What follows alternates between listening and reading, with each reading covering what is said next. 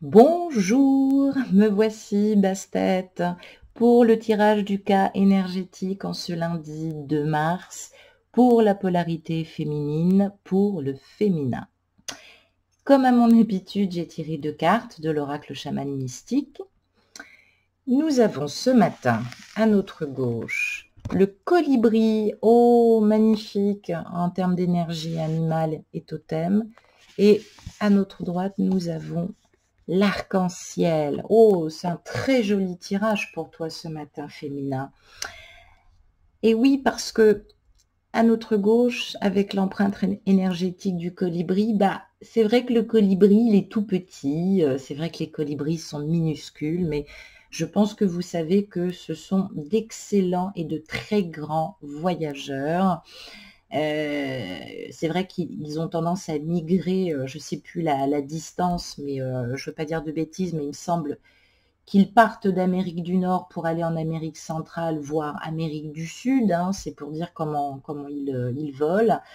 Et ces petits oiseaux magnifiques ne se nourrissent que de nectar d'été. Donc, c'est vrai que tu es un peu comme ça, féminine. Tu es une douce petite créature, farouche, attachée à ton territoire, que tu protèges, ton lieu de vie. Alors, c'est un petit peu en résonance avec ce qu'on se disait ce matin par rapport au masculin. Le colibri nous enseigne à être doux pour nous-mêmes, pour toi-même, féminine, et à protéger effectivement ton espace personnel. Il t'invite à te lancer dans cette quête épique, à contourner le tas de fumier composé des vieilles douleurs, des vieilles blessures, à voler vers les fleurs et à en apprendre et à écouter le message que vous entendez si doucement murmurer par la source. Eh bien oui, féminin, le bourdonnement que vous ressentez ce matin, ce bruit comme ça, un peu sourd, un peu léger, ce sont vos ailes de petits colibris qui se préparent à se lancer dans une nouvelle aventure. Et oui, féminin, donc c'est plus le temps, j'allais dire, de s'appesantir sur ce qui a mal tourné, sur le passé, mais c'est plutôt le temps de croire que le moment maintenant est bien choisi pour poser des gestes, j'allais dire, audacieux, sympathiques, mais toujours plein d'entrain. Donc, on dit ce matin que tu vas peut-être entreprendre une action. Quand je dis une action, c'est pas quelque chose de déterminé aux dépens de ton masculin. En tout cas, réfléchis bien, discernement et vérité, puisqu'on te parle de succès ce matin, un succès qui est assuré. Alors, peut-être que tu as passé des tests avec ton masculin. Peut-être qu'aujourd'hui, finalement, il se rend compte, et tu te rends compte aussi que tu as relevé tous les défis et que maintenant, tu peux te rendre tranquillement à ta destination. En tout cas, sache que tout va bien se passer. Moi, c'est ce que j'ai envie de te dire. C'est plutôt de bon augure. Donc, on a beau être petit ou néophyte, on voit bien finalement que par ta sagesse, tes agissements de calme et de confiance intérieure, eh bien, tu vas récolter aujourd'hui le nectar le plus doux féminin. Donc, c'est vrai que, attention, je le répète, de ne pas agir trop ou dans les excès, parce que ça pourrait effectivement tout nuire, mais je pense plutôt, alors peut-être sortir de son confort. Peut-être que jusqu'à maintenant, nous étions dans la survie au quotidien, en acceptant tout et n'importe quoi. On a fait toutes ces erreurs-là. Là, on t'invite à explorer l'inconnu, à sauter vers l'inconnu, à oser. C'est vrai que tu as beaucoup travaillé sur toi, sur toi-même, donc un travail très fort. On te demande de prendre conscience de ce qui est offert aujourd'hui par la source. Elle va t'envoyer des messages. Et puis surtout, on te demande de calmer ton esprit, même si effectivement, tu te demandes comment c'est possible parce qu'il a probablement un emploi du temps chargé ou alors c'est toi. En tout cas, on parle de douce voix qui incite, j'allais dire, à tester les choses. Alors peut-être qu'il y a une demande, peut-être que tu as formulé quelque chose, peut-être qu'on va te répondre par la positive. À toi de bien balancer, à toi de bien équilibrer les choses.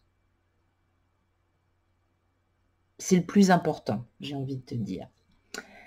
Avec cette carte à notre droite de l'arc-en-ciel, bah, il y avait beaucoup plus grave en termes de présage. Bah, avec l'arc-en-ciel, évidemment, ça symbolise les 7 étapes du chemin, en tout cas d'initié, que l'on passe quand nous démarrons, en tout cas, ce parcours des flammes jumelles. Alors, le 7 aussi, et toutes ces couleurs, nous renvoient aussi aux 7 chakras. Donc, on va te parler ce matin, effectivement, d'alignement. Donc, c'est une guidance générale. Il faut bien être aligné pour reprendre contact avec ton masculin. Ou alors, on te signifie effectivement que c'est la fin du travail d'ancrage ou méditatif que tu faisais sur toi depuis un petit moment, puisqu'on nous dit là qu'il y a un pont maintenant entre le monde physique et le monde spirituel en toi. Donc, on ne te dit pas que tu vas passer dans l'au-delà non plus, mais on parle bien de régénération et à la fois de résurrection. Donc, on parle de relation, donc de relation, mais avec l'esprit. Donc voilà, je pense qu'il faut communiquer avec son esprit, non pas en se forçant ou en manipulant, parce qu'effectivement, on peut être complètement accro, hein, bon. Mais voilà, c'est la fin de la tempête, j'ai envie de dire. Tu as persévéré. Pour ceux qui sont en plein dedans, bah, dites-vous que de toute façon, les nuits les plus sombres ne durent pas une éternité. Hein. Automatiquement, il y a l'horreur qui pointe le jour à un moment donné. Donc, voilà, on parle et on te parle ce matin de prendre un tournant positif. Donc, attends, ne te précipite pas. Tu vas peut-être entendre le chant du coq, t'annoncer la venue de l'aube. Ok, c'est super, mais regarde autour de toi. Il fait encore nuit. Donc, ne crie pas victoire, reste vigilante, ni dominatrice, ni prétentieuse. En tout cas, voilà, tu ne peux pas continuer comme voilà, comme ça a été ces derniers temps. Hein, ça peut être aussi bien au niveau du travail que dans tes relations. On te demande aujourd'hui maintenant de trouver le trésor en toi, de t'appuyer sur ce trésor, de montrer la belle personne que tu es, de ne plus cultiver un personnage, de poser tes faux selfs et d'utiliser maintenant tous les dons qui sont à portée de tes mains, tes dons qui sont à toi intrinsèquement. N'oublie jamais, féminine, que tu ne peux donner que ce qui t'appartient. Voilà, je vais y arriver. Donc, on parle évidemment peut-être de changer un point de vue ou tout simplement d'exprimer sincèrement ses intentions de manière claire, sans s'égarer dans la rêverie. Donc voilà, peut-être qu'il va falloir faire un progrès ou alors effectivement on te dit que récemment tu as communiqué avec ton masculin sans faire preuve de romantisme, sans être cruelle, sans être dominatrice, mais voilà, on parle bien en tout cas d'un bel échange qui est en train de porter ses fruits, en tout cas, qui semblerait en tout cas est très clair. J'ai tiré 4 cartes avec la Méodex, grand carré analytique qui nous permet effectivement d'analyser tes peurs, la limite de tes actions pour le moment, quelles sont les influences extérieures que tu ne vois pas ou que tu ne veux pas voir, comment ne pas douter, comment bien miser sur tes capacités et comment mieux structurer tes pas sages, c'est-à-dire les pas où tu es tombé et les pas où tu évolues. Et oui, j'ai tiré en premier lieu l'élément feu. Et j'ai tiré en deuxième lieu, ah bah d'accord, l'élément air. Donc on voit bien effectivement qu'il y a à la fois opposition, j'allais dire. Alors on te parle évidemment d'une partie chez toi qui est pleine toujours d'action, de rebondissement, d'énergie, j'allais dire d'élan, de possession, de passion, de volonté, d'idéal et d'enthousiasme. Et une autre partie chez toi qui est plus dans la communication intérieure, les pensées, la spiritualité, la curiosité, la connaissance. Donc, évidemment, ça peut nous en dire long, ça peut nous évoquer, toi, féminine, si tu es effectivement d'un signe de feu, bélier, sagittaire, lion, avec un masculin, balance, gémeaux, verseau, ou éventuellement, si tu es effectivement verseau, gémeaux, balance, et que tu es respectivement,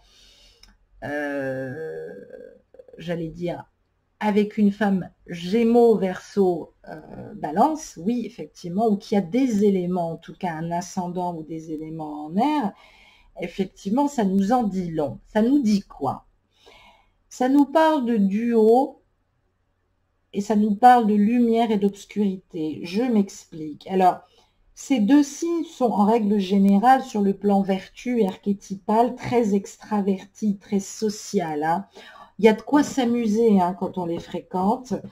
Ça peut être effectivement deux vertus à cultiver pour être heureux, j'allais dire, pour garder un certain optimisme, pour surtout, oh pardon, pour surtout, j'allais dire, enfin, c'est important, enfin, ça nous laisse en tout cas croire que cette relation ne peut exister que si elle est dynamique, s'il y a des voyages, des échanges, ou alors ça nous annonce effectivement que cette relation peut naître, mais il y aura pas mal de voyages et pas mal de déplacements. En tout cas, ça nous indique que ni lui ni toi n'avez peur d'un changement d'existence. Ça peut nous parler de changement professionnel comme ça peut nous parler de déménagement. Ça peut nous parler aussi de problèmes sexuels dans le couple, que ce soit énergie tierce ou au contraire, évidemment, peut-être trop de sexualité, ce qui pourrait faire effectivement l'effet inverse. Donc on parle de prudence hein, dans les domaines de la passion. J'allais dire, c'est quand même deux signes qui se complètent très bien parce que le signe d'air est rusé, habile en communication, et puis le signe de feu, il s'affirme. Ça peut être un très bel orateur, comme ça peut être quelqu'un de plutôt timide, effacé, mais très honnête. Donc, on parle effectivement de franchise, on parle de choses effectivement qu'on encaisse. Pardon, qu'on encaisse parce que on a peur de perdre son déshonneur. Donc oui, effectivement, c'est un peu compliqué, mais j'allais dire que ça nous annonce quand même une belle couleur. Ça nous annonce que cette liaison ne pourra vivre en relation que si vous acceptez l'un et l'autre de vous déplacer et que chacun vit librement dans ce couple. Librement, ça ne veut pas dire être en infidélité. Ça veut dire il faudra arrêter de fuir à chaque fois qu'il y a voilà, un élément perturbateur. Bien au contraire, il va falloir affronter la problématique en couple. C'est ça aussi qu'on te dit. Donc, peut-être que tu ne voyais par peur que ces derniers incartades, peut-être y a-t-il eu de l'infidélité, peut-être que toi, finalement, tu restes bloqué là-dessus et puis tu te ferais bien accroche en attendant qu'ils reviennent. Peut-être que c'est toi aussi. Alors, j'allais dire, ouais, au bout d'un moment, si c'est compter les points, regarde, je t'ai trompé, regarde, moi, je suis capable de le faire. On n'a pas fini, j'ai envie de te dire. On n'a pas fini, ma féminine. Donc oui, c'est important que tu continues à travailler sur cette blessure de l'infidélité parce que toi, tu as pu l'être par le passé. Si ça se trouve, c'est même peut-être la première fois que tu es dans une relation où justement, tu n'as pas envie de ça, même si ce masculin est en triangulaire. Donc voilà, il y a des choses à comprendre autour de l'infidélité, de la fidélité, c'est sans doute lié au karma, mais voilà, il y a quelque chose en tout cas de très fort au niveau de la fidélité, de l'infidélité en tout cas dans ce tirage. Alors, tu crains son infidélité et puis peut-être que lui a peur justement que tu en sois tellement, enfin, tu vas être tellement fidèle que, oh, bonjour Bestet, c'est peut-être lui qui risquerait peut-être d'en avoir pas marre, hein, mais je veux dire, voilà, le côté plan-plan, ennuyeux, ça c'est quelque chose qui lui fait peur. Ou alors c'est peut-être toi, mais voilà, il y a quelque chose en tout cas, voilà, à travailler en tout cas dans ces éléments-là. Nous allons regarder la suite du tirage, comment ne pas douter féminine, comment t'appuyer sur tes capacités et surtout comment mieux structurer tes passages, c'est-à-dire évidemment tes erreurs et comment mieux rebondir. J'ai tiré la carte de la maison 4 et j'ai tiré Chiron. Eh ben voilà, je parlais de karma, ben, rien ne m'étonne, vraisemblablement, en tout cas, voilà, il n'y a pas de hasard, j'ai envie de dire. Qui tu veux, dit-il? Alors, cette maison 4, évidemment, sur tes capacités, elle va parler du foyer, de la famille, de ton rôle, ton appartenance, du clan, du chef de famille, des fondations, de la sécurisation. Alors oui, maison 4, évidemment, c'est l'empereur, c'est le matériel. C'est un chiffre aussi, c'est le chiffre aussi de l'empereur divin, hein. Donc, bon, ça nous parle principalement, j'allais dire, de personnes qui sont sensibles aux autres, mais j'allais dire conjointement, ça nous parle des ancêtres. Ça veut dire que depuis des millénaires, tout est enraciné. Alors ça peut nous parler d'une maison dans le pays natal, ça peut nous parler de la famille, des parents, des ancêtres qui sont peut-être enterrés là-bas. Ça nous parle d'une relation privilégiée entre parents, enfants, grands-parents, enfants. Ça peut nous parler d'un bel héritage psychique, émotionnel et familial, malgré qu'il y a eu énormément de blessures émotionnelles. Bah voilà, bon, voilà, on parle d'une très belle famille, en tout cas, dans ces domaines. Donc, quand on a cette maison 4 conjoint, j'allais dire à Chiron, en domicile en cancer, bah oui, je vous l'avais pas dit, ça veut dire que on a des histoires de famille, on est le maillon de la chaîne, c'est nous qui connaissons le mieux tout le monde, c'est nous qui rabibochons, c'est nous qui relions quand il se passe quoi que ce soit. Donc, on n'a pas vraiment grand-chose à faire, féminin, j'allais dire rien, puisque les traces subsistent par rapport aux ancêtres, et ce masculin, bah, il a besoin de traverser des secrets, des non-dits, des allusions, des choses que lui ont transmis ses parents, en fait. Donc, c'est vrai qu'il avance, en tout cas en amour, un petit peu influencé, ce masculin, il faut quand même le dire. Mais voilà, il n'en a peut-être pas conscience, mais il n'agit pas toujours en son nom. On parle de cercles et de schémas répétitifs parce que ce masculin s'obstine. Il constate, j'allais dire, sans apprendre. Alors que cette famille est effectivement un groupe ressources, on peut bien le dire, mais cette maison 4, elle symbolise le parent qui fut le moins présent physiquement ou émotionnellement. Et conjointement à Chiron, bah Chiron évidemment nous parle de cette blessure qui peut devenir un outil de guérison. Le Chiron est le guérisseur libéré. Donc c'est vrai que, alors on parle de l'absence du père, on parle d'une influence marquante par l'absence du père, ou peut-être d'un parent tout puissant avec une domination masculine assez forte, hein, ça peut être aussi une maman, mais on a du mal à se projeter parce que jusqu'à maintenant, on avait tendance à donner son avis en famille, peut-être sur tout et n'importe quoi. Donc, il y a quand même de la souffrance parce que, féminine, t'es triste parce que tu sens aussi que ton masculin peut pas être complètement lui-même. Et puis moi, ça me fait dire que ton enfant intérieur aussi a beaucoup souffert. Alors, la grande question, et ce qui est beau là sur ce tirage ce matin, c'est qu'on te parle de l'enfant ou de l'enfant intérieur. Donc, on parle d'un enfant qui ne va pas tarder à naître, qui va guérir bien des blessures de l'enfant intérieur. On parle peut-être de toi, de ton passé féminine, d'une enfant qui n'a pas été accueillie, qui a été refusée, qui a été rejetée. Voilà, ça te ferait peut-être du bien de faire une psychothérapie ou de faire une très bonne analyse transgénérationnelle avec un bon psy.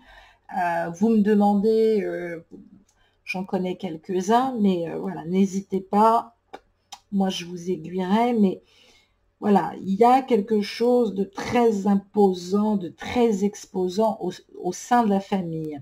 Peut-être un secret, quelque chose qu'on ne peut pas dire. Donc, il est temps maintenant aussi d'ôter le masque. Alors, ça va peut-être provoquer des remous aussi dans ton entourage familial quand tu l'as fait, mais On parle bien de s'affirmer, de sortir régénéré de ce processus psychologique de domination et de dépendance affective. Donc, voilà, peut-être que tu as grandi sous l'une des dominations d'un de tes deux parents qui était plus dominant que l'autre et peut-être que ça continue encore. Hein. Voilà, voilà pourquoi aussi il faut travailler sur ce sujet. Quelle carte j'ai tiré pour clôturer ce tirage en termes émotionnels, de pensée, d'amour, de sentimentalité féminine? Et j'ai tiré la carte roulement de tambour. Oh, j'ai tiré la carte de la tendresse. Eh oui, voilà, ceci expliquant cela. La tendresse, c'est quelque chose de très, très dur pour toi à exprimer. Malgré que tu sois quelqu'un de très tendre et que tu aies besoin de beaucoup de tendresse féminine. Hein. Je le vois bien effectivement avec cette carte. Alors, cette tendresse, on voit ces deux oursons là qui sont enlacés. On parle d'une phase maintenant qui va arriver beaucoup plus douce, beaucoup plus favorable. Moi, me parle d'énergie d'amour hein, qui revient. Avec ce 3 et ce 5, ça nous donne le 8. Donc, on parle de relations sentimentales et de relations, de vraies relations. Donc, on te demande d'exprimer plus d'attention envers l'autre. On te demande de ne pas exiger à brûle pour point des attentions, mais d'être dans cette tendresse. C'est toujours bien de montrer à l'autre ce qu'il est bon de faire et à quoi, voilà, ce que tu as envie de faire. Donc, on est vraiment dans une tendresse. Il y a quelque chose un peu indispensable maintenant. Hein. Je parlais bien de faire tomber le masque. Donc, voilà, on est bien, voilà, c'est à toi de montrer convenablement, j'allais dire, hein, sans période sacrificielle et sans te victimiser, que la tendresse, c'est quelque chose de magnifique et que tu as envie de la partager avec ton masculin. Peut-être que ce matin, par chant télépathique, tu vas recevoir un message plein de tendresse.